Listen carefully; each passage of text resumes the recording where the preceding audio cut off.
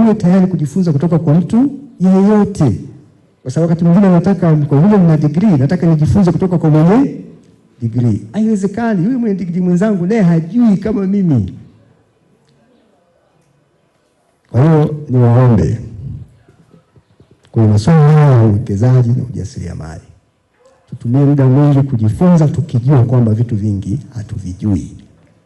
Ni vizuri sana kukutana na hawa watu wa benki, wana taarifa nyingi nzuri ambazo tukikaa sisi wenyewe wa sekta ya afya, kwa mfano nyinyi kwa upande wa elimu, tunakuwa hatujui. Pamoja na mambo mengine ya kiutumishi, lakini pia tunahitaji pia fursa nyingine za kimaisha, si ndio?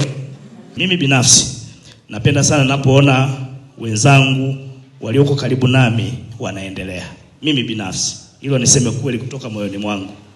Kwa hiyo natamani sana wote tuwe katika hali tofauti za kimaendeleo. Tusimwache nyuma hata mmoja. Sawa jamani? Tunashukuru sana uongozi wa chuo cha afya na sayansi shirikishi Mbeya kwa kutuandalia mafunzo haya. Mafunzo haya kwa kweli yametujenga, yametukumbusha mambo mbalimbali ya kiutumishi.